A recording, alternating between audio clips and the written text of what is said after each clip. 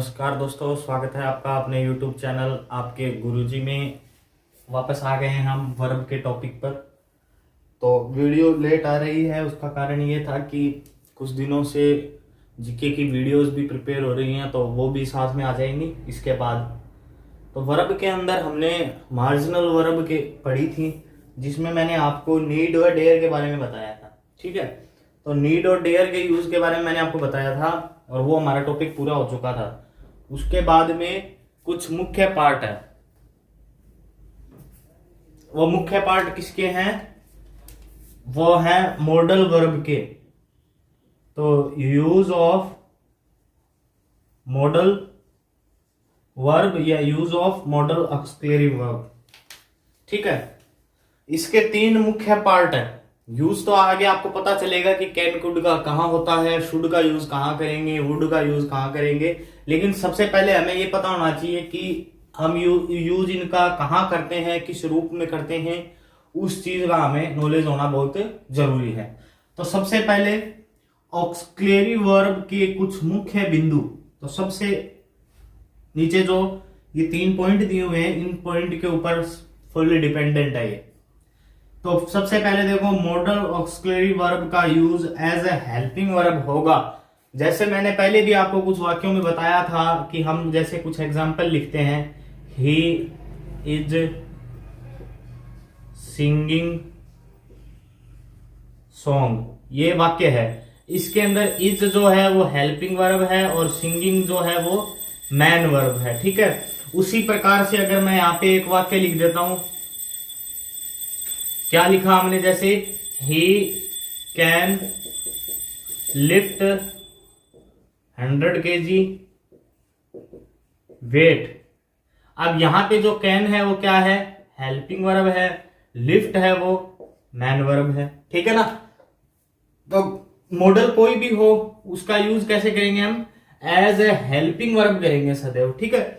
और दूसरा पॉइंट क्या है कि जैसे आपको पता है कि टेंस के अंदर क्या है, हम बहुत बार क्या हो जाते हैं, पजल हो जाते हैं। कैसे कि प्रेजेंट सिंपल के अंदर फर्स्ट फॉर्म लगानी है, प्रेजेंट कॉन्टिन्यूअस में फर्स्ट आईएनजी लगानी है, प्रेजेंट परफेक्ट में थर्ड लगानी है, प्रेजेंट परफेक्ट कॉन्टिन्यूअस में फर्स्ट फॉर्म आईएनजी लगानी है, पास्ट सिंपल के अफर्मेटिव में सेकंड लगानी है, पास्ट कॉन्टिन्यूअस में आईएनजी लगानी है, पास्ट परफेक्ट में थर्ड लगानी है, पास्ट परफेक्ट कॉन्टिन्यूअस में आईएनजी लगानी है।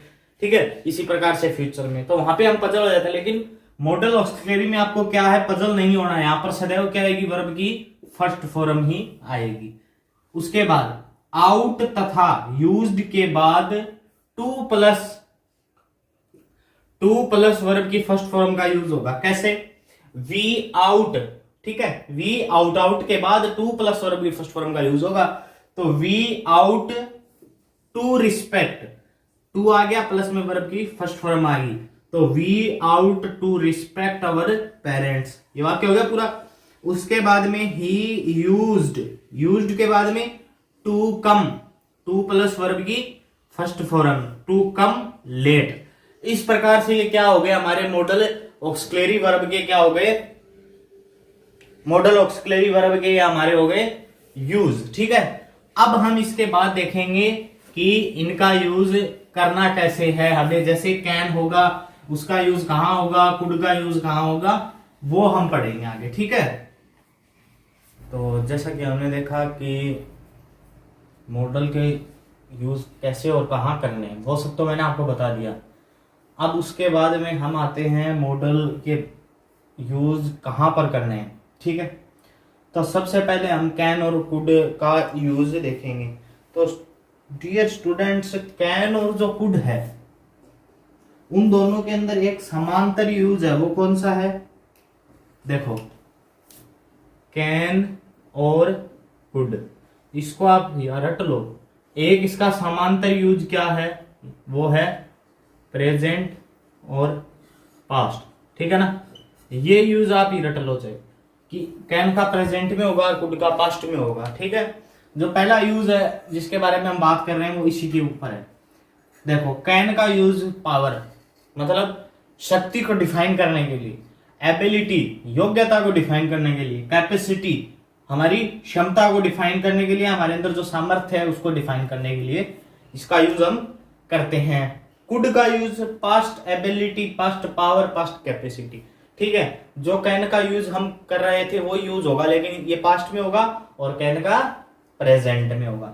वाक्य देखें, ही कैन लिफ्ट द बॉक्स, वो उस डिब्बे को उठा सकता है, उसके अंदर क्या है, पावर है।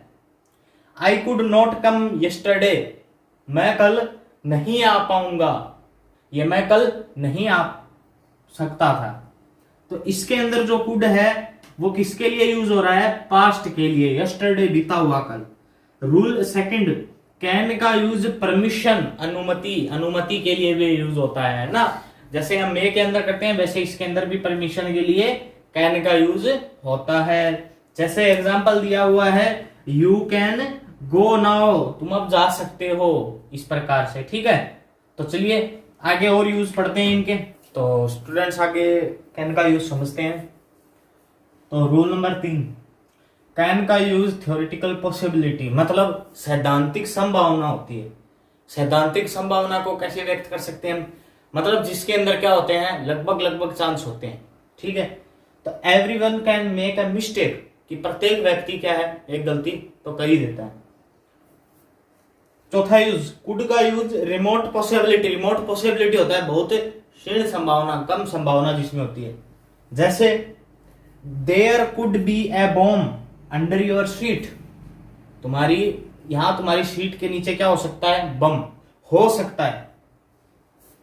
पांचवा, कैन का यूज प्रश्नवाचक वाक्यों में, मतलब इंटेरोगेटिव और इंटेरोगेटिव नेगेटिव दोनों में दोस्ताना निवेदन करने के लिए कैन का यूज हो सकता है। दोस्ताना निवेदन मतलब can I use your phone, can I take your scooter, है ना, इस प्रकार से। और आगे क्या है, रूल 6, इसके अंदर क्या आपको थोड़ा सा ध्यान रखना है कि एबल टू, ये जो एबल है ABLE, एबल टू का यूज कैन कुड के साथ नहीं होगा। क्यों नहीं होगा, क्योंकि कैन कुड दोनों ही क्या है, क्षमता को दर्शाते हैं, एक प्रेजेंट में दर्शाता है, एक पास्ट में दर्शाता है। तो यहां पर एबल टू का यूज नहीं होगा।